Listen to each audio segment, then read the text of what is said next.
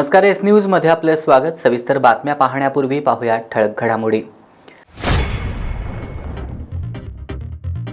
अग्निवीर जवान विजय कराडे यांना अखेरचा निरोप देण्यासाठी नागावमध्ये जनसागर लोटला। जवान कराडेंच्या नातेवाईकांनी अग्निवीर योजनेबद्दल व्यक्त केली नाराजी। 2.5 तास चालली गोकुळ दूध संघाची सर्वसाधारण सभा। वासाच्या दुधाच्या दरात दुप्पट वाढ करण्यासह विषयपत्रिकेवरील सर्व विषयांना सभासदांची एकमतानं मंजुरी। दूध उत्पादकांना न्याय देण्यासाठी आम्ही सगळे पुन्हा एकदा सज्ज। गोकुळच्या सर्वसाधारण सभेनंतर आमदार सतेज पाटील यांचं सूचक विधान। वाहत्या पाण्यातच गणेश मूर्ती विसर्जनाचा अट्टहास, पण पाणी पातळी कमी होऊन विसर्जित मूर्त्या उघड्यावर पडल्यानं व्यक्त होतीये नाराजी। कोल्हापुरातील पंचगंगा नदीघाट परिसरातील चित्र।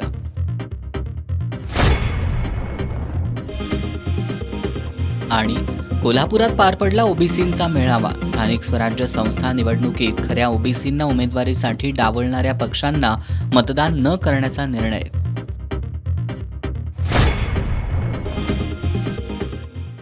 हे आहे GTPL SPN डिजिटल नेटवर्क आणि आपण पाहत आहात चॅनल एस।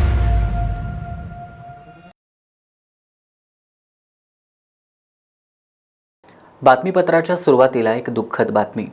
करवीर तालुक्यातील नागाव इथले 21 वर्षीय अग्निवीर जवान विजय विलास कराडे यांचं सेवा बजावताना अपघाती निधन झालं।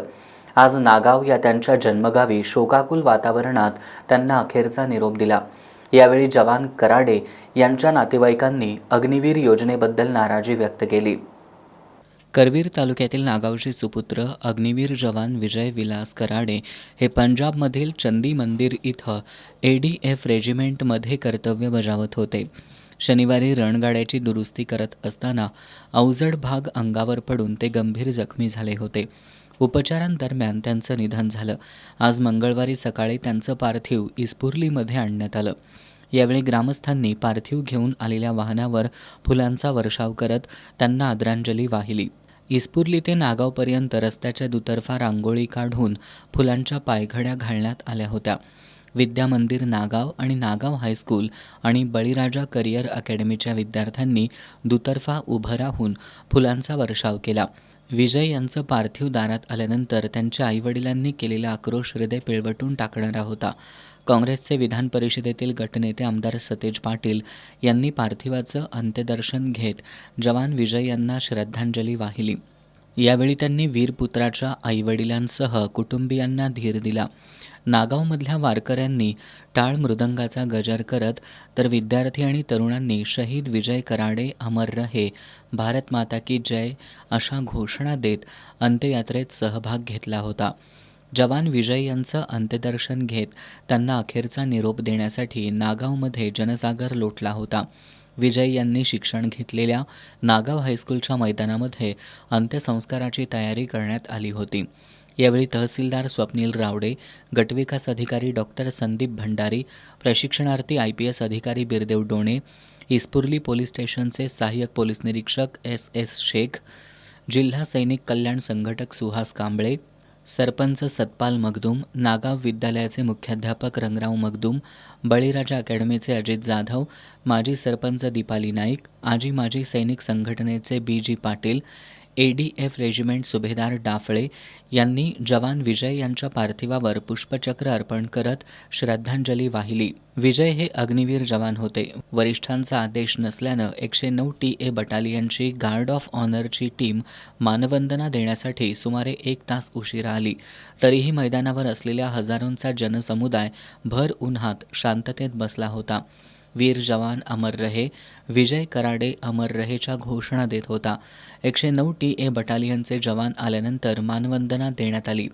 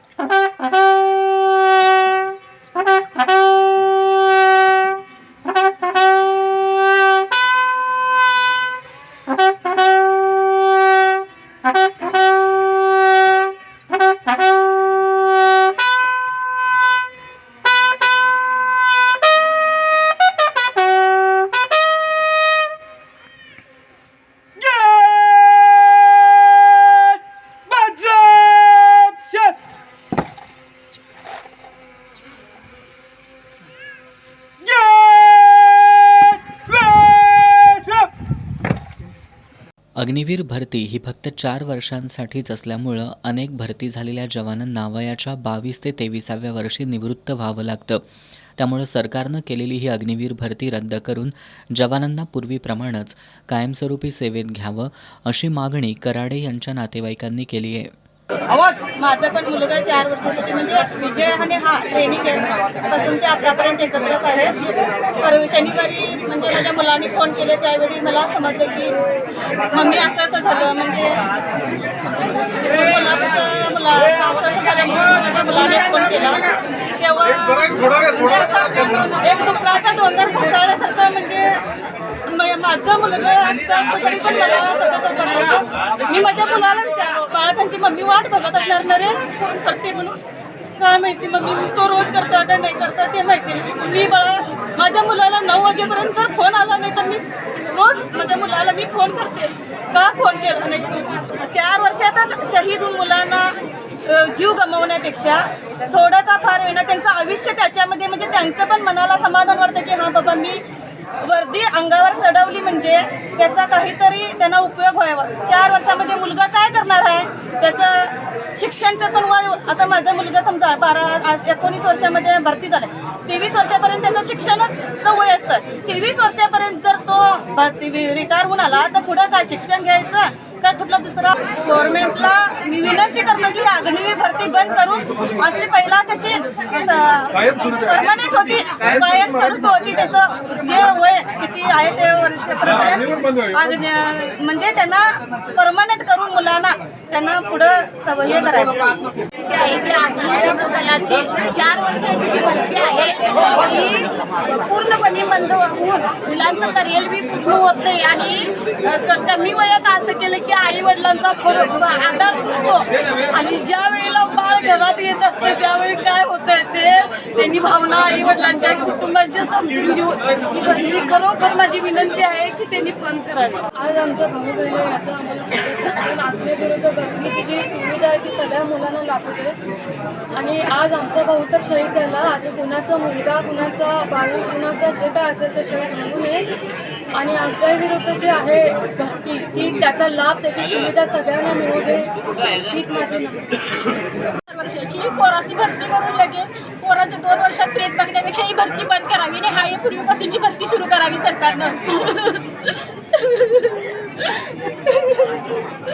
विजय यांचे वडील पेंटिंगची कामं करतात तर आई शेती आणि मोलमजुरी करत संसाराचा गाडा हाकते.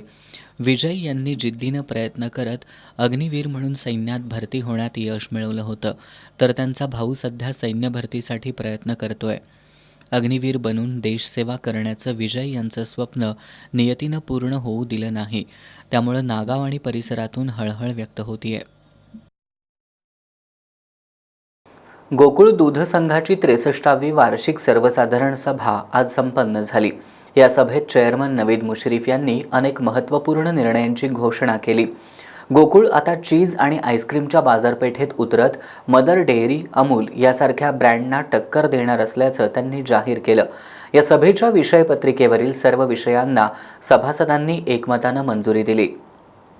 कोल्हापूर जिल्हा दूध उत्पादक संघ अर्थात गोकुळची 63वी वार्षिक सर्वसाधारण सभा आज गोकुळच्या महालक्ष्मी पशुखाद्य कारखाना कार्यस्थळावर आयोजित करण्यात आली होती.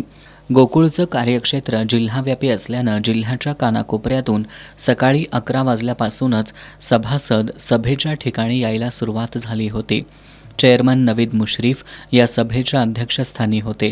या सर्वसाधारण सभेसाठी वैद्यकीय शिक्षण मंत्री हसन मुश्रीफ, विधान परिषदेतील काँग्रेसचे गटनेते आमदार सतेज पाटील हे देखील उपस्थित होते. कार्यकारी संचालक योगेश गोडबोले यांनी अहवाल वाचन आणि सभेपुढील विषयांचं वाचन केलं. ज्यांनी अनेक वर्ष गोकुळचा कारभार पाहिला त्या तत्कालीन सत्ताधाऱ्यांची गोकुळची सभा 3 मिनिटांमध्ये गुंडाळण्याची, सहकाराला मारक ठरणारी कुप्रथा मोडीत काढत आजची सभा तब्बल 2.5 तास चालली. सभेच्या अध्यक्षपदावरून बोलताना चेअरमन नवीद मुश्रीफ यांनी गेल्या 4.5 वर्षांमध्ये घेण्यात आलेल्या अनेक महत्त्वपूर्ण निर्णयांची माहिती दिली. मदर डेअरी, अमूल यासारख्या नावाजलेल्या ब्रँडना टक्कर देण्यासाठी गोकुळ आता चीज आणि आईस्क्रीमच्या बाजारपेठेत उतरणार असल्याचं त्यांनी जाहीर केलं. जिल्ह्यातील शेतकऱ्यांना आणि दूध उत्पादकांना जास्तीत जास्त प्रतिनिधित्व देण्यासाठी गोकुळच्या संचालकांची संख्या आता 21 वरून 25 पर्यंत वाढवण्याचा निर्णय घेण्यात आल्याचंही त्यांनी सांगितलं. याशिवाय गोकुळ लवकरच 20 लाख लिटर दूध संकलनाचा टप्पा पार करणार असून पुढील उद्दिष्ट 25 लाख लिटर ठेवण्यात आल्याचं त्यांनी सांगितलं. संघाच्या उलाढालीमध्ये अहवाल सालात 296 कोटी तर भाग भांडवलात 1,74 लाख रुपयांची वाढ झाल्याचं त्यांनी सांगितलं. प्राथमिक दूध संस्थांच्या मागणीसह जिल्ह्यातील नेत्यांच्या सूचनेनुसार आजपासून म्हैशीच्या वासाच्या दूध दरात वाढ करत त्याला प्रतिलिटर 12 आणि गाईच्या वासाच्या दुधाला प्रतिलिटर 8 रुपये दर देणार असल्याचं चेअरमन नवीद मुश्रीफ यांनी जाहीर केलं. आईस्क्रीम व चीजचे उत्पादन सध्या गोकुळची सर्व उत्पादने मार्केटमध्ये उपलब्ध आहेत. गोकुळच्या सर्वच उत्पादनांना ग्राहकांच्या चांगल्या प्रकारे प्रतिसाद मिळत आहे. सध्या बाजारात अमूल, वाडीलाल, मदर, किंगशॉज, हॅमोर अशा खाजगी व सहकारी संस्थांचे आईस्क्रीम प्रोडक्ट सहजासहजी उपलब्ध होत आहे.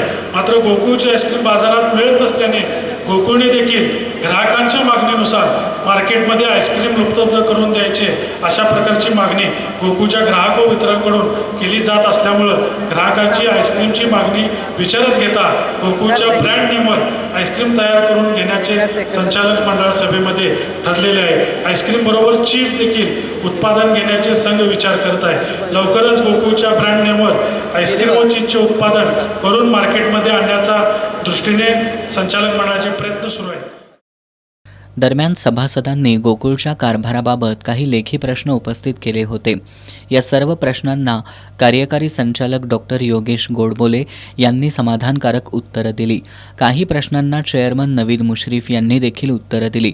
मात्र विरोधकांच्या प्रश्नांची उत्तरं देत असतानाच विरोधकांनी सभेत जाणीवपूर्वक गोंधळ घालण्याचा प्रयत्न केला.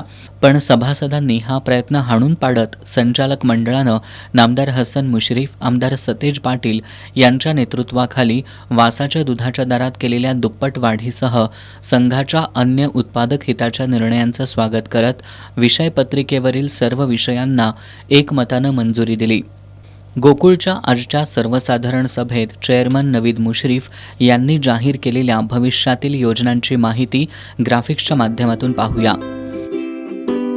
आईस्क्रीम आणि चीज उत्पादन करून विक्री करणं, नवी मुंबई शाखा वाशीसह मदर डेअरीची जागा खरेदी करणं आणि पुणे शाखेसाठी सोयीची जागा खरेदी करणं, दिशा प्रोजेक्ट राबवणं, वासरू संगोपन केंद्रामार्फत 500 वासरं तयार करणं, CNG पंप आणि इलेक्ट्रिक चार्जिंग स्टेशन उभारणं, जुनी दूध तपासणी मशीन संस्थांकडून घेऊन त्यांना बायबॅक पद्धतीनं नवीन मशीन देणं, सीताफळ, अंजीर आणि गुलकंद बासुंदी ही उत्पादनं बाजारात आणणं, ओला चारा आणि वाळलेला चारा मिश्रित आयडियल TMR उत्पादन करणं. दरम्यान आयत्या वेळच्या विषयांना देखील या सर्वसाधारण सभेत मंजुरी देण्यात आली. पंतप्रधान अन्न सुरक्षा योजनेअंतर्गत बटर मेकिंग मशीन आणि पेढा प्रोजेक्टसाठी RBL बँकेकडून घेतलेल्या कर्जाला मंजुरी. दूध उत्पादकांना फर्टिमिन प्लस अनुदान मोफत सवलतीच्या दरात देण्यात आलंय, त्याला मंजुरी. मुंबई आणि पुणे इथली जागा खरेदीला सभेत मंजुरी. या सभेला संघाचे संचालक, अधिकारी आणि सभासद उपस्थित होते. गोकुळ दूध संघाच्या सर्वसाधारण सभेनंतर आमदार सतेज पाटील यांनी माध्यमांशी संवाद साधला. यावेळी त्यांनी दूध उत्पादकांना न्याय मिळवून देण्यासाठी आम्ही सगळे पुन्हा एकदा सज्ज असल्याचं सूचक वक्तव्य केलंय. गोकुळ दूध संघाची 63वी सर्वसाधारण सभा झाल्यानंतर गोकुळमधील सत्ताधारी राजर्षी शाहू परिवर्तन आघाडीचे नेते आमदार सतेज पाटील यांनी माध्यम प्रतिनिधींशी संवाद साधला. यावेळी बोलताना त्यांनी आम्ही सत्तेत आल्यानंतर म्हैशीच्या दुधाला लिटरला 13 रुपये तर गाईच्या दुधाला लिटरला 7 रुपये दरवाढ दिल्याचं सांगितलं. मागील 5 वर्षांपूर्वी या जिल्ह्यातील स्वाभिमानी दूध उत्पादकांनी जे स्वतःचे घर भरतात त्यांच्या विरोधात जाऊन आम्हाला सत्ता दिली होती. गेल्या 5 वर्षाच्या कारभारात आम्ही सर्वांना विश्वासात घेऊन चांगला कारभार केला. त्याशिवाय दूध उत्पादकांना न्याय देण्याचं काम केलंय असंही त्यांनी सांगितलं.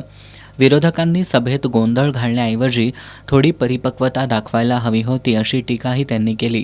भविष्यात गोकुळ दूध संघाच्या निवडणुकीला कशा प्रकारे सामोरं जाणार या पत्रकारांच्या प्रश्नावर बोलताना त्यांनी यावर आत्ताच बोलणं योग्य होणार नाही असं सांगून दूध उत्पादकांना न्याय मिळवून देण्यासाठी आम्ही सगळे सज्ज आहोत असं सूचक वक्तव्य केलंय. मला वाटते त्यांनी थोडी परिपक्वता दाखवायला पाहिजे होती आजच्या सभेमध्ये. काल त्यांच्याशी चर्चा झाल्यानंतर किमान काय म्हणतो आपण तो एक मेसेज देण्याच्या दृष्टीनं प्रोटोकॉलच्या दृष्टीनं पाळणं अपेक्षित होतं. कारण की चेअरमनने त्यांच्याशी बोलणं झालं होतं, चेअरमन त्यांच्याशी बोलले होते, त्यांच्या प्रश्नाचं समाधान केलं होतं. त्यामुळे आता जी प्रश्न टाकले त्याची उत्तरं मिळाले, त्या उत्तरातून निश्चितपणे त्यांचं समाधान झालं. पंचवार्षिक निवडणुकीच्या आधीची शेवटची सभा आहे. पुढच्या निवडणुकीमध्ये कशा प्रकारे सामोरे जाणार? मला वाटतं आता जे पॅनल आहे त्याच पॅनलच्या माध्यमातून पुढे जाणार आहे. आज जिल्हा परिषदच्या निवडणुका व्हायच्या आहेत, महापालिकेच्या निवडणुका व्हायच्या आहेत, नगरपालिकेच्या निवडणुका व्हायच्या आहेत. पण पाणी बरंच वाहून या ठिकाणी जाणार आहे. आज त्याच्यावर चर्चा करण्यापेक्षा दूध उत्पादकाला पुन्हा न्याय मिळवून देण्यासाठी आम्ही सगळे सज्ज आहोत. चेअरमन नवीद मुश्रीफ यांनी अतिशय संयमानं सभेचं कामकाज पूर्ण केल्याबद्दल आमदार सतेज पाटील यांनी त्यांचं कौतुक केलं. गेल्या 4.5 वर्षातील गोकुळच्या कारभाराची माहिती चेअरमन नवीद मुश्रीफ यांनी आपल्या 55 मिनिटाच्या प्रास्ताविकेतून दिली. 47 लेखी प्रश्न आजच्या सर्वसाधारण सभेसाठी आले होते. त्यापैकी 25 प्रश्न विरोधकांनी उपस्थित केले होते. कार्यकारी संचालक योगेश गोडबोले यांनी या प्रश्नांची उत्तरं दिल्यामुळं आणि सभासदांनी संचालक मंडळानं घेतलेल्या उत्पादक हिताच्या निर्णयांना पाठबळ दिल्यामुळं आजची सभा चांगल्या पद्धतीनं पार पडली असल्याचंही आमदार सतेज पाटील यांनी सांगितलं. जलजीवन मिशन महाराष्ट्र जीवन प्राधिकरण अंतर्गत असणाऱ्या नळ पाणी पुरवठा योजनांना गती द्यावी. डिसेंबर महिन्यापूर्वी जास्तीत जास्त योजना कार्यान्वित करण्यासाठी सूक्ष्म नियोजन करावं अशा सूचना जिल्हाधिकारी अमोल येडगे यांनी दिल्यात. जिल्हा पाणी आणि स्वच्छता मिशन समितीच्या सभेत ते बोलत होते. जिल्हा पाणी आणि स्वच्छता मिशन समितीची सभा जिल्हाधिकारी अमोल येडगे यांच्या अध्यक्षतेखाली जिल्हाधिकारी कार्यालयातील शाहूजी सभागृहात आयोजित करण्यात आली होती. यावेळी जिल्हा परिषदेचे मुख्य कार्यकारी अधिकारी कार्तिकेयन एस उपस्थित होते. जिल्हाधिकारी येडगे यांनी जलजीवन मिशन महाराष्ट्र जीवन प्राधिकरण अंतर्गत असणाऱ्या नळ पाणी पुरवठा योजनांच्या कामांना गती द्यावी. डिसेंबर महिन्यापूर्वी जास्तीत जास्त योजना कार्यान्वित करण्यासाठी सूक्ष्म नियोजन करावं अशा सूचना केल्या. ग्रामपंचायतीकडे हस्तांतरण करण्यासाठी 208 योजना प्रलंबित आहेत. त्रुटी दूर करत ग्रामपंचायतींना विश्वासात घेऊन सर्व योजना समन्वयानं हस्तांतरित करण्याची सूचनाही जिल्हाधिकारी येडगे यांनी दिली. राज्यस्तरावर मंजुरी प्रक्रियेत असलेल्या योजनांमधील त्रुटी दूर करण्यासाठी समन्वय ठेवा. तसंच सुधारित आराखड्यासाठी आवश्यक असलेली माहिती संकलित करून सर्व योजनांना वेळेत सुधारित मान्यता घ्या असंही त्यांनी सूचित केलं. या बैठकीत स्वच्छता विभागाकडील विविध योजनांचाही आढावा घेण्यात आला. यावेळी पाणी आणि स्वच्छता विभागाच्या उपमुख्य कार्यकारी अधिकारी माधुरी परीट, ग्रामीण पाणीपुरवठा विभागाचे कार्यकारी अभियंता तथा समितीचे सदस्य सचिव अर्जुन गोळे, महाराष्ट्र जीवन प्राधिकरणाचे कार्यकारी अभियंता, भूजल सर्वेक्षणचे वरिष्ठ भूवैज्ञानिक तसंच सर्व संबंधित उपअभियंता उपस्थित होते. जिद्द, चिकाटी आणि अथक परिश्रमाच्या बळावर हातकणंगले तालुक्यातील तारदाळ इथले दिवंगत जवान निलेश खोत यांच्या पत्नी प्रियांका खोत यांची चेन्नई इथल्या ऑफिसर ट्रेनिंग अकॅडमीतील पासिंग आउट परेडमध्ये लेफ्टनंट म्हणून नियुक्ती करण्यात आली आहे.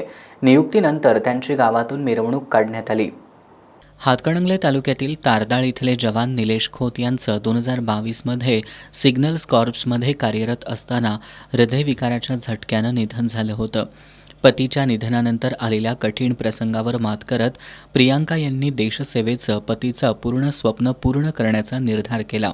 कठोर अभ्यास, शारीरिक प्रशिक्षण आणि सातत्यपूर्ण मेहनतीनंतर चेन्नई इथल्या ऑफिसर ट्रेनिंग अकॅडमीतील पासिंग आउट परेडमध्ये त्या लेफ्टनंटपदी नियुक्त झाल्यात. या नियुक्तीनंतर गावी आलेल्या प्रियांका खोत यांनी ग्रामदैवत श्री शिरकाई मंदिरात जाऊन देवीचं दर्शन घेतलं.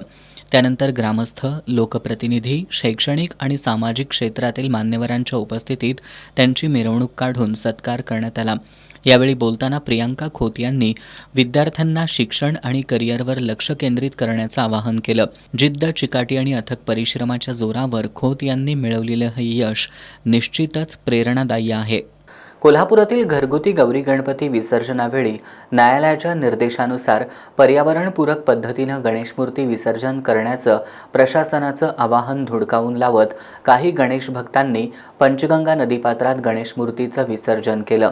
मात्र आता पंचगंगेची पाणी पातळी कमी झाल्यानं नदीघाटाच्या पायऱ्यांवर शेकडो गणेशमूर्ती उघड्यावर पडल्यात.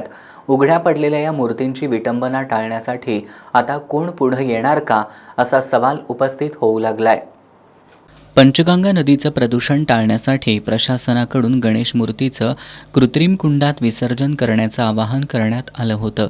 मात्र हिंदुत्ववादी संघटनांचा आग्रह आणि अनेक गणेश भक्तांनी श्रद्धेपोटी प्रशासनाचं आवाहन झुगारून घरगुती गौरी गणपती विसर्जनावेळी गणेश मूर्तींचं पंचगंगा नदीत विसर्जन केलं. विसर्जनावेळी पंचगंगा नदीची पाणी पातळी जास्त असल्यानं अनेक मूर्त्या नदीकाठावर विसर्जित करण्यात आल्या. मात्र आता नदीची पाणी पातळी कमी झाल्यानंतर भाविकांनी विसर्जित केलेल्या गणेश मूर्ती अद्यापही नदीकाठावर उघड्यावर आहेत. गणेश मूर्ती नदीत विसर्जित करण्यासाठी आग्रह धरणाऱ्या हिंदुत्ववादी संघटनांनीही याकडे लक्ष दिलेलं नाही. नदीकाठावर या मूर्त्या संकलित करून त्यांचं योग्य ठिकाणी विसर्जन करण्याची मागणी होतीये. आजच्या युगात विद्यार्थ्यांना फक्त गुण मिळवण्यासाठी पुस्तकी ज्ञान न देता स्वतःचं कौशल्य पणाला लावायला हवं. मार्केटमधील नवनवीन गोष्टी आत्मसात करून स्वतःला कौशल्यपूर्ण बनवा. तुमची आर्थिक आणि सामाजिक परिस्थिती फक्त शिक्षणच बदलू शकतं, असं प्रतिपादन व्याख्याते गणेश शिंदे यांनी केलं. साळुखेनगर इथल्या डॉक्टर डी.वाय. पाटील नॉलेज कॅम्पसमधील doctor D Y. Patil college of इंजिनिअरिंगच्या विद्यारंभ 2025 या सोहळ्यात ते बोलत होते. कोल्हापुरातील साळुखेनगर इथल्या doctor D Y. Patil college of इंजिनिअरिंगमध्ये आज विद्यारंभ 2K25 सोहळा आयोजित करण्यात आला. यावेळी प्रमुख व्याख्याते गणेश शिंदे, विश्वस्त देवश्री पाटील यांच्यासह विशेष श्रेणीमध्ये यश संपादन केलेल्या साईश कांबळी, अविनाश राठोड आणि नितीन कुंभार या विद्यार्थ्यांचा आणि शिक्षकांचा सत्कार करण्यात आला. या कार्यक्रमात बोलताना मुख्य व्याख्याते गणेश शिंदे यांनी सध्या काळ बदलत असून आपल्याला देखील काळानुसार बदलायला हवं असं सांगितलं. आपल्याला आपलं भविष्य कुठं घेऊन जायचंय यावर स्वतः अंतर्मुख होऊन पाहायचंय. सातत्यानं नवीन ज्ञान, बाजारातील संधी, स्वतःतील कौशल्य ओळखून स्वतःला घडवायचा प्रयत्न करा, असा सल्ला त्यांनी दिला. ट्रेंड बदलतायत तसे आपण धावतोय. काळ आणि वेळेनुसार बदलणंही गरजेचं आहे. परंतु या सगळ्या बदलांसोबत वाहत जात असताना आपण कधीतरी स्वतःच्या अंतर्मनातही डोकवायला हवं. आपण स्वतःला कधी विचारत नाही की तुला नेमकं काय करायचंय. कुणीतरी सांगितलंय इंजिनिअरिंग, म्हणून इंजिनिअरिंगला जाऊयात. बहुतांशी जणांना कॉलेजला आल्यानंतर विचारलं असेल की का इंजिनिअरिंगला ॲडमिशन घेतलंय. कित्येकांना सांगता यायला नसेल की अरे आपण का इंजिनिअरिंगला आलोय. नाही, घरच्यांनी सांगितलं होतं इंजिनिअरिंगला स्कोप आहे. कोणीतरी मित्रमैत्रिणीने सांगितलं होतं की नाही, CS ला खूप चांगलं पॅकेज आहे. तुम्ही इथं जर आलायतच आता, तर तुम्ही तुमच्यातल्या स्ट्रेंथ विकनेस ओळखाव्यात, बाजारातल्या संधी ओळखाव्यात आणि ज्ञानाच्या बाबतीमध्ये स्वतःला अपडेटेड कसं ठेवता येईल, सातत्यानं नवीन तंत्रज्ञान कसं स्वीकारता येईल, सिलेबसच्या पलीकडे जाऊन जरा आपल्या या सगळ्या अभ्यासक्रमाच्या पलीकडे जाऊन स्वतःच्या डेव्हलपमेंटसाठी काही प्रयत्न करता येतील का, हे आपलं आपण ठरवायला हवं. वामनराव पैंचं खूप सुंदर वाक्य आहे, तूच तुझ्या जीवनाचा शिल्पकार आहे. कोणतर येईल आणि तुम्हाला बदलेल आणि तुम्हाला घडवेल. हा, हे सगळं ही शिक्षक मंडळी, कॉलेजचं इन्फ्रास्ट्रक्चर तुम्हाला संस्था चांगलं देईल, हे सगळे प्राध्यापक मंडळी तुमच्यावरती एफर्ट्स घेतील, तुमचं व्यक्तिमत्व सुधारावं, पर्सनॅलिटी डेव्हलप व्हावी, तुमचं कम्युनिकेशन सुधारावं, यासाठी हे सगळी मंडळी काम करतील. पण जोपर्यंत तुम्हाला आतून वाटत नाही ना की नाही मी हे करायला हवं, तोपर्यंत ते होऊ शकत नाही. आभासी जगाच्या आहारी न जाता स्वतःचं आत्मपरीक्षण करा. गरिबीत जन्मणं आपली चूक नाही, पण गरिबीतच मरणं ही आपली जबाबदारी ठरते. शिक्षणाच्या जोरावर परिस्थिती बदला आणि कोणताही न्यूनगंड न बाळगता असाध्य ते साध्य करण्यासाठी झटत राहण्याचं आवाहन त्यांनी केलं. तुमच्या स्ट्रेंथ, तुमचे विकनेस, तुमच्या संधी ह्या तुम्हाला शोधाव्या लागणार आहेत. कॉलेज प्रयत्न करेल, 4 कंपन्या येतील, कॅम्पस इंटरव्ह्यू होतील, हे कॉलेजच्या बाजूनं करेल, पण तुमच्या जडणघडणीसाठी तुम्हाला पाय रोवून असं उभं राहायचं आहे. तुम्हाला ठरवायचं आहे नेमकं तुमचं व्यक्तिमत्व कसं असलं पाहिजे. आणि म्हणून कोणताही मनात न्यूनगंड बाळगू नका. मी खेड्यात नाही, मी अमुक आहे, मी तमुक आहे, मला येईल का, काही नाही. असाध्य ते साध्य. तुकाराम महाराजांचा हा स्लोगन, हे अभंगाच्या 2 ओळी लिहून ठेवायच्या तुमच्या रूममध्ये. असाध्य ते साध्य करिता सायास, कारण अभ्यास तुका म्हणे. अभ्यास जर केला, जगातली कोणतीही गोष्ट अशक्य नाही. यानंतर डॉक्टर DY पाटील ग्रुपच्या विश्वस्त देवश्री पाटील यांनी तुमचं यश हे आमचं ध्येय असून गुणवत्तापूर्ण आणि दर्जेदार शिक्षण देण्यासाठी आम्ही कटिबद्ध असल्याचं सांगितलं. तुम्हाला एक चांगला इंजिनियर आणि जबाबदार नागरिक बनवण्यासाठी DY पाटील ग्रुप प्रयत्नशील आहे. आपण सर्वजण खूप कष्ट करून तुम्ही इथंपर्यंत पोहोचलात. यापुढे देखील चांगला अभ्यास करून स्वतःला सिद्ध करा आणि तुमच्या जीवनात तुम्ही यशस्वी व्हा असं आवाहन त्यांनी केलं. यावेळी प्राचार्य सुरेश माने यांनी विद्यार्थ्यांना चौफेर ज्ञान घेण्याचं आवाहन करत, वेळ आणि मेहनत दोन्ही तुमच्या हातात आहे, त्यामुळे जास्तीत जास्त प्रयत्न करा आणि यशस्वी व्हा असा सल्ला दिला. डॉक्टर DY पाटील नॉलेज कॅम्पसचे संचालक डॉक्टर अभिजित माने यांनी ग्रुपच्या विविध उपक्रमांची आणि उपलब्ध सुविधा सेवा यांची सविस्तर माहिती दिली. शिक्षक, पालक आणि विद्यार्थी यांच्यात समन्वय असेल तर विद्यार्थ्यांची कामगिरी उत्कृष्ट होऊ शकते असं ते यावेळी म्हणाले. कार्यक्रमाच्या शेवटी काही विद्यार्थ्यांनी आणि पालकांनी आपली मनोगतं व्यक्त केली. आजचा विद्यारंभ 2K25 सोहळा विद्यार्थ्यांसाठी नव्या प्रेरणांचा आणि संधींचा आरंभ ठरला. शिक्षणाच्या नव्या प्रवासाला सुरुवात करताना विद्यार्थ्यांच्या चेहऱ्यावर आत्मविश्वास आणि प्रेरणेचा उत्साह स्पष्ट दिसून येत होता. यावेळी कॉलेजचे HOD अमर पाटील, सुयोग पाटील, ओमकार चंदगडकर, रोहित देसाई, सूरज पाटील, संदीप नाळे, गौरव देसाई, मोनिका शिंदे यांच्यासह कर्मचारी, पालक आणि विद्यार्थी उपस्थित होते. इचलकरंजीतील पंचगंगा नदीत भाविकांनी गणेश मूर्ती विसर्जित केल्या होत्या. नदी काठावरील असणाऱ्या वरदविनायक मंदिर मागे असणाऱ्या जॅकवेलजवळ नदीचं पाणी कमी झाल्यानं विसर्जित केलेल्या काही गणेश मूर्ती उघड्यावर पडल्याचं निदर्शनास आलं. त्यानंतर वंदे मातरम नवरात्रोत्सव या मंडळाच्या कार्यकर्त्यांनी सुमारे 1000 गणेश मूर्तींचं पुनर्विसर्जन केलं. इचलकरंजीत भाविकांनी 7व्या दिवशी आपल्या लाडक्या बाप्पाला वाजत गाजत निरोप दिला. अनेक भाविकांनी गणेश मूर्ती दान केल्या तर काहींनी पंचगंगा नदीत वाहत्या पाण्यात विसर्जित केल्या होत्या. मात्र नदीकाठावरील असणाऱ्या वरदविनायक मंदिर मागे असणाऱ्या जॅकवेलजवळ नदीपात्रातील पाणी कमी झाल्यानं विसर्जित केलेल्या काही गणेश मूर्ती उघड्यावर पडल्याचं निदर्शनास आलं. त्यानंतर वंदे मातरम नवरात्रोत्सव या मंडळाच्या कार्यकर्त्यांनी सुमारे 1000 गणेश मूर्ती पुन्हा नदीत विसर्जित केल्या. यावेळी सचिन बेलेकर, निलेश लोटके, पियुष चांडक, केतन कवडे, सागर लिपारे यांच्यासह मंडळाचे कार्यकर्ते उपस्थित होते. छत्रपती प्रमिलाराजे सर्वोपचार रुग्णालयात दंत शल्यचिकित्सा विभागात धामोड इथल्या देवता तिबिले या 25 वर्षीय महिलेच्या जबड्यातून कॅन्सर सदृश्य गाठ काढून त्या ठिकाणी शरीराचा नवीन भाग बसवण्याची शस्त्रक्रिया यशस्वी करण्यात आली आहे. जवळपास 12 तास चाललेल्या या अवघड शस्त्रक्रियेसाठी अधिष्ठाता डॉक्टर अजित लोकरे आणि दंतशल्य चिकित्सा विभागातील सर्व वैद्यकीय अधिकाऱ्यांनी परिश्रम घेतले. राधानगरी तालुक्यातील धामोड इथं राहणाऱ्या देवता तिबिले यांच्यावर 3 वर्षांपूर्वी जबड्यातील गाठ काढण्याची शस्त्रक्रिया खासगी रुग्णालयात करण्यात आली होती. मात्र पुन्हा त्यांच्या जबड्यात कॅन्सर सदृश्य गाठ आल्यानं त्या आठवडाभरापूर्वी उपचारासाठी CPR इथं दाखल झाल्या होत्या. या ठिकाणी त्यांच्या जबड्यातून कॅन्सर सदृश्य गाठ काढून त्या ठिकाणी पायाचे हाड जबड्याचा आकार देऊन पुन्हा बसवण्यात आलं. जवळपास 12 तास परिश्रम घेत CPR दंतरोग विभागातील डॉक्टरांनी ही शस्त्रक्रिया यशस्वी केल्याचं राजर्षी शाहू शासकीय वैद्यकीय महाविद्यालयाचे अधिष्ठाता डॉक्टर अजित लोकरे यांनी सांगितलं. दवाखाना हा गरिबांचा आधारवड म्हणून ओळखला जातो. आतापर्यंत दंतरोग विभाग चालू होता, पण पूर्ण क्षमतेनं आता CPR हॉस्पिटलमधील दंतरोग विभाग चालू झालेला आहे. तब्बल 8 डेंटल सर्जन जे BDS आहेत, MDS आहेत आणि त्यापैकी 3 आहेत ते ओरोमॅक्झियल फॅशियल सर्जन आहेत, म्हणजे सुपर स्पेशालिस्ट आहेत. हे आता उपलब्ध आहेत. त्यामुळे इथं सर्व प्रकारचं म्हणजे दात काढणे असो, रूट कॅनल असो किंवा बाकीच्या जे दाताच्या शस्त्रक्रिया आहेत, जबड्याच्या शस्त्रक्रिया आहेत, जे मॅन्डिबल म्हणतो आपण, TM जॉईंट म्हणतो, या सर्व प्रकारचे उपचार आता CPR हॉस्पिटलमध्ये होत आहेत. तर मी जिल्ह्यातील जनतेला असं आवाहन करतो, जर तुम्हाला दाताबद्दल काही समस्या असतील, जबड्याबद्दल काही समस्या असतील किंवा जो TM जॉईंट आहे त्या सांध्याबद्दल काही समस्या असतील तर तुम्ही बिनधास्तपणे CPRमध्ये या आणि CPRमधील या उपचार सेवेचा लाभ घ्या. खासगी रुग्णालयात जवळपास 5 ते 6 लाख रुपये खर्च येणारी ही शस्त्रक्रिया CPR इथं पूर्णतः मोफत करण्यात आली आहे.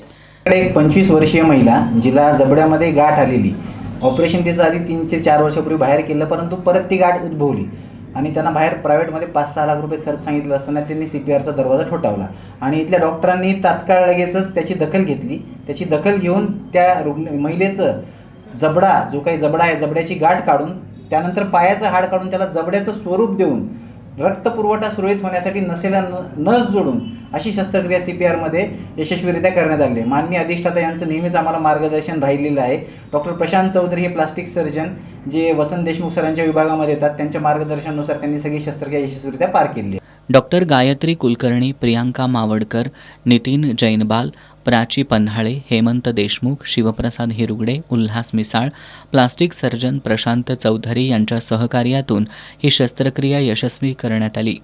कोल्हापुरात आज जिल्हा OBC जनमोर्चाच्या वतीनं मेळाव्याचं आयोजन करण्यात आलं होतं. या मेळाव्यात सर्व राजकीय पक्षांनी खऱ्या OBCंना स्थानिक स्वराज्य संस्थांमध्ये निवडणुकीत उमेदवारी द्यावी, खऱ्या OBCंना डावलणाऱ्या राजकीय पक्षाला मतदान न करण्याचा ठराव करण्यात आला. कोल्हापूर जिल्हा OBC जनमोर्चाच्या वतीनं आज अक्कम महादेवी मंडपात जिल्ह्यातील सर्वपक्षीय OBC कार्यकर्त्यांच्या मेळाव्याचं आयोजन करण्यात आलं होतं. पिवळ्या टोप्या परिधान करून घोषणाबाजी करत शेकडो OBC बांधवांनी मेळाव्याला हजेरी लावली होती. सुरुवातीला OBC मोर्चाचे राज्य सरचिटणीस दिगंबर लोहार यांच्यासह प्रमुख मान्यवरांनी छत्रपती शिवाजी महाराज, राजर्षी छत्रपती शाहू महाराज, डॉक्टर बाबासाहेब आंबेडकर, महात्मा फुले, पुण्यश्लोक अहिल्यादेवी होळकर यांच्या प्रतिमांना पुष्पहार अर्पण करून अभिवादन केलं. जिल्हाध्यक्ष शिवाजी माळकर यांनी सर्व OBC समाज बांधवांनी आता आपल्या अस्तित्वाच्या लढाईत एकत्रित सहभागी व्हावं असं आवाहन केलं. राज्य सरचिटणीस दिगंबर लोहार यांनी सर्व राजकीय पक्षांनी खऱ्या OBCंना स्थानिक स्वराज्य संस्थांच्या निवडणुकीत उमेदवारी द्यावी, उमेदवारी डावलणाऱ्या राजकीय पक्षाला मतदान करायचं नाही असे ठराव मांडले. या ठरावांना सर्व OBC बांधवांनी मंजुरी दिली. विजय मांढरेकर, सुनील गाताडे, रणजित पोवार, एकनाथ कुंभार, मालोजी टिपुगडे यांनी मनोगत व्यक्त केली. यावेळी संतोष माळी, मारुती टिपुगडे, संभाजी पोवार, संदीप कुंभार, अर्चना गुरव, महेश यादव, सचिन सुतार, माजी नगरसेवक प्रकाश कुंभार सावर्डेकर, मुस्लिम OBC संघटनेचे मुसा पटवेगार, अरुण सोनवणे, संजय वाघमोडे, यशवंत शेळके, विद्या बनसोडे, सीताराम चौगुले, सुनील महाडेश्वर, किशोर लिमकर, पंडित परीट, ज्ञानेश्वर सुतार आदी उपस्थित होते. मराठ्यांना आरक्षण मिळावं या मागणीसाठी मराठा समाजाच्या वतीनं मुंबईमध्ये मोर्चा काढण्यात आला होता. या मोर्चासाठी पन्हाळा तालुक्यातील बहिरेवाडी इथले संपत खाके हे सायकलवरून मुंबईला गेले होते. मुंबईहून गावी परतल्यानंतर सकल मराठा समाजाच्या वतीनं खाके यांना सायकलीसह JCBमध्ये बसवून फटाक्यांची आतषबाजी करत वारणेसह बहिरेवाडीत भव्य मिरवणूक काढून त्यांचा सत्कार करण्यात आला. मराठा आरक्षणासाठी मनोज जरांगे पाटील यांनी मुंबईतील आझाद मैदानात आमरण उपोषण केलं. या उपोषणाला पाठिंबा देण्यासाठी राज्यभरातून हजारो मराठा सेवक मुंबईत दाखल झाले होते. यामध्ये पन्हाळा तालुक्यातील बहिरेवाडीचे संपत दगडू खाके यांनी मात्र सर्वांचं लक्ष वेधून घेतलं. राज्यातल्या आणि देशातल्या राजकीय आणि सामाजिक स्थितीवर परखड भाष्य करणारे संपत खाके यांची बहिरेवाडी आणि परिसरात लोक आमदाराशी ओळख आहे. त्यांनी जरांगे पाटील यांना पाठिंबा देण्यासाठी बहिरेवाडी ते मुंबई हे 400 किलोमीटरचं अंतर सायकलनं पार करत मुंबई गाजवली. ते मुंबईत पोहोचताच मराठा बांधवांनी त्यांना सायकलसह डोक्यावर घेत जल्लोष केला होता. मराठा समाजाच्या आंदोलनाची यशस्वी सांगता झाल्यानंतर संपत खाके नुकतेच त्यांच्या बहिरेवाडी या गावी परतले. त्यावेळी सकल मराठा समाजासह गावकऱ्यांनी खाके यांना सायकलसह JCBमध्ये बसवून जल्लोषी मिरवणूक काढली. समाजाच्या प्रश्नासाठी स्वतःला होणाऱ्या त्रासाची तमा न बाळगणारे मराठा सेवक संपत खाके यांचं गावानं केलेलं कौतुक त्यांच्या कष्टाचं चीज करणारं आणि त्यांची लोक आमदार ही उपाधी सार्थ ठरवणारं होतं. पेठवडगावमधील संभाजी साळुंखे यांचा किरकोळ वादातून डोक्यात फळी घालून खून करण्यात आलाय. रविवारी मध्यरात्री ही घटना घडली आहे. या प्रकरणी स्थानिक गुन्हे शाखेच्या पोलिसांनी करवीर तालुक्यातील परिते इथून करण जगताप या संशयिताला ताब्यात घेतलंय. हातकणंगले तालुक्यातील पेठवडगाव इथल्या बिरदेव चौकात रविवारी गणेश विसर्जन मिरवणूक सुरू होती. यावेळी कोल्हापुरातील यादवनगर इथं राहणारा करण जगताप पेठवडगाव इथं त्याच्या सासूरवाडीत गेला होता. यावेळी मिरवणुकीदरम्यान दारूच्या नशेत भंगार विक्रेता संभाजी साळुंखे आणि करण यांचा बिरदेव चौकात वाद झाला. यावेळी रागाच्या भरात करण यानं संभाजी यांच्या डोक्यात लाकडी फळी घातली. यात त्यांचा जागीच मृत्यू झाला. या प्रकरणी मयत संभाजी यांची पत्नी मीना यांच्या फिर्यादीवरून करण जगताप याच्या विरोधात पेठवडगाव पोलिसात गुन्हा दाखल करण्यात आला होता. दरम्यान स्थानिक गुन्हे शाखेच्या पोलिसांनी याचा समांतर तपास करताना संशयित करण याला करवीर तालुक्यातील परिते इथून अवघ्या 24 तासात अटक केली आहे. पोलीस निरीक्षक रवींद्र कळमकर, सहाय्यक पोलीस निरीक्षक सागर वाघ, अंमलदार सुरेश पाटील, रुपेश माने, रामचंद्र कोळी, विनोद कांबळे, राजेंद्र वरंडेकर, संदीप पाटील, अमित सरजे यांनी या कारवाईत सहभाग घेतला. राधानगरी तालुक्यातील पनोरी इथल्या श्रीमंती हरी रेवडेकर या वृद्धेचा मृतदेह गोबर गॅसमध्ये संशयास्पदरित्या आढळून आला होता. मयत श्रीमंती यांचा मुलगा अमित यांनी आपल्या आईचा खून करण्यात आलाय असा संशय व्यक्त करत राधानगरी पोलिसात फिर्याद दाखल केली आहे. श्रीमंती रेवडेकर या गणेशोत्सवासाठी कोल्हापूरहून पनोरी या त्यांच्या गावी आल्या होत्या. 28 ऑगस्टला त्यांचा मुलगा अमित पत्नीसह पनोरी इथं आला होता. गौरी आगमनानंतर म्हणजेच 1 सप्टेंबरला कोल्हापूरला परत गेला. त्यानंतर श्रीमंती रेवडेकर या घरी एकट्याच होत्या. त्यांनी 6 सप्टेंबरला रात्री 8:15च्या सुमाराला सुनेसह मुलगा अमित यांच्याशी फोनवरून चर्चा करून गावात मिरवणूक असल्यानं गाण्याचा आवाज सहन होत नाही असं सांगून मागील खोलीत जाऊन बसते असं सांगितलं होतं. त्यानंतर विजय शंकर बर्गे यांच्या घरातील गोबर गॅसमध्ये श्रीमंती यांचा मृतदेह आढळून आला. श्रीमंती यांचा मुलगा अमित यांनी त्यांच्या मृत्यूबद्दल शंका व्यक्त केली आहे. अमित यांनी राधानगरी पोलिसात खुनाचा संशय व्यक्त करत फिर्याद दाखल केली आहे. 6 ते 7 सप्टेंबर या कालावधीत अज्ञात व्यक्तीनं श्रीमंती यांच्या डोक्यात घाव घालून त्यांचा खून करत पुरावा नष्ट करण्याच्या उद्देशानं त्यांचा मृतदेह बर्गे यांच्या गोबर गॅसमध्ये टाकण्यात आलाय असं या फिर्यादीत नमूद करण्यात आलंय. राधानगरी पोलिसांसमोर श्रीमंती रेवडेकर यांच्या संशयास्पद मृत्यूचं गूढ उकळण्याचं आव्हान आहे. मुरगुड शहराच्या मध्यवस्तीतील महालक्ष्मी नगर परिसरात पुन्हा एकदा चोरी झाली आहे. चोरट्यांनी या ठिकाणच्या नंदकिशोर स्मार्त यांच्या बंद घरातील मौल्यवान वस्तू लंपास केल्यात. याच परिसरातील डॉक्टर राजन नाईक यांच्या घरीही चोरीचा प्रयत्न झालाय. मात्र तिथं चोरट्यांच्या हाती काहीच लागलं नाही. महिनाभरात तिसऱ्यांदा झालेल्या चोरीमुळं महालक्ष्मी नगर परिसरात भीतीचं वातावरण आहे. मुरगुडमधील महालक्ष्मी नगर परिसरातील नंदकिशोर स्मार्त यांच्या घरी चोरी झाल्याचा प्रकार आज सकाळी उघडकीला आलाय. चोरट्यांनी स्मार्त यांच्या घरातील मौल्यवान वस्तू लंपास केल्यात. याच परिसरात डॉक्टर राजन नाईक हे राहतात. त्यांच्या घरातही चोरट्यांनी चोरीचा प्रयत्न केला, मात्र तिथं चोरट्यांच्या हाती काहीच लागलं नाही. काही महिन्यांपूर्वी याच भागातून चोरट्यांनी सोन्याचे दागिने आणि रोकड लंपास केली होती. याच परिसरात सलग तिसऱ्यांदा चोरी झाल्यानं नागरिकांमध्ये भीतीचं वातावरण निर्माण झालंय. या परिसरात उच्चभ्रू लोकांची वस्ती आहे, पण इथं CCTV कॅमेरेच नसल्यामुळं आश्चर्य व्यक्त होतंय. मुरगुड पोलीस या प्रकरणी अधिक तपास करत आहेत. पार्सल सेवेतील ST बसचा ब्रेक निकामी झाल्यानं बसनं रस्त्याकडेला असलेल्या 4 दुचाकींना धडक दिली. सुदैवानं या अपघातात कुणीही जखमी झालं नाही, मात्र दुचाकींचं नुकसान झालंय. कोल्हापुरातील NCC भवन मार्गावर सायंकाळी 6 वाजण्याच्या सुमाराला हा अपघात झाला. आज सायंकाळी 6 वाजण्याच्या सुमाराला ST पार्सल सेवेत असलेली बस घेऊन चालक सायबर चौकातून संभाजीनगर ST आगाराकडे जात होता. यावेळी सायबर चौक ते NCC भवन या दरम्यान या बसचा ब्रेक निकामी झाल्यामुळं चालकानं बस रस्त्याकडेला घेतली. यावेळी बसनं रस्त्याकडेला उभ्या असलेल्या 4 दुचाकींना धडक दिली. सुदैवानं या अपघातात कुणालाही दुखापत झाली नसली तरी दुचाकींचं नुकसान झालंय. या अपघाताची माहिती मिळताच राजारामपुरी पोलीस घटनास्थळी दाखल झाले. त्यांनी चालकासह बस राजारामपुरी पोलीस ठाण्यात आणली आहे. सायंकाळी उशिरापर्यंत या अपघाताची नोंद घेण्याचं काम सुरू होतं. या बातमीनंतर पाहुयात महत्त्वाच्या घडामोडी संक्षिप्त स्वरूपात. फास्ट न्यूजचे प्रायोजक गोकुळ.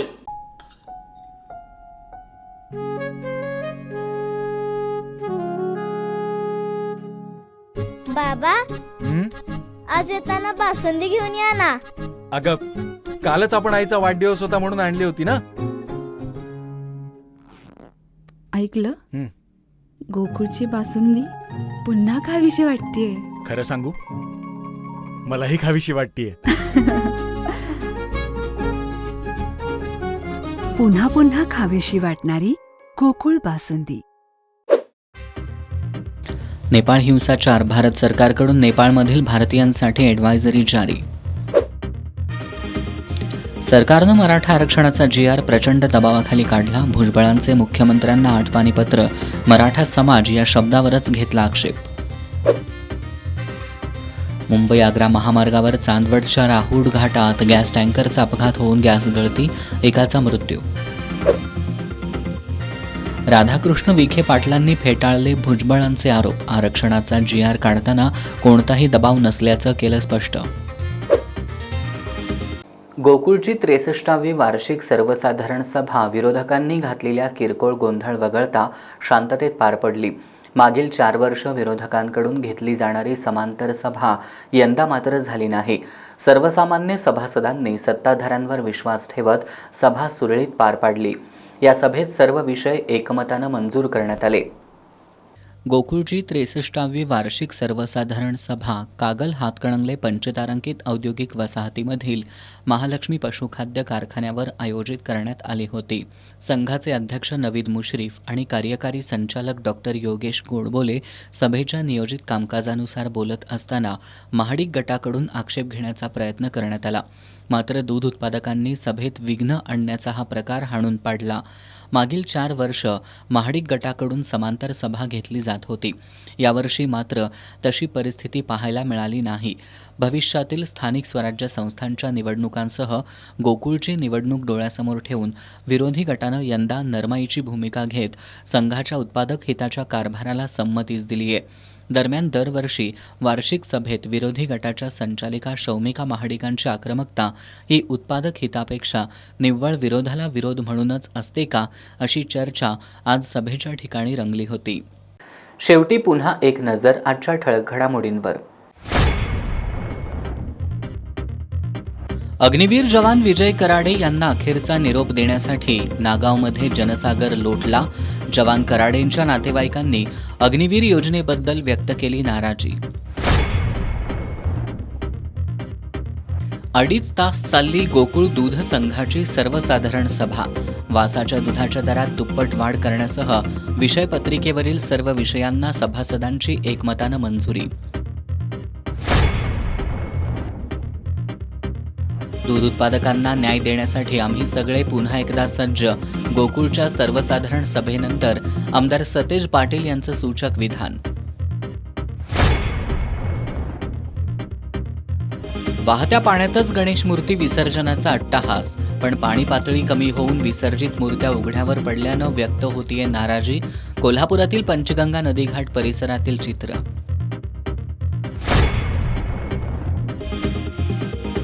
आणि कोल्हापुरात पार पडला ओबीसींचा मेळावा. स्थानिक स्वराज्य संस्था निवडणुकीत खऱ्या ओबीसींना उमेदवारीसाठी डावलणाऱ्या पक्षांना मतदान न करण्याचा निर्णय.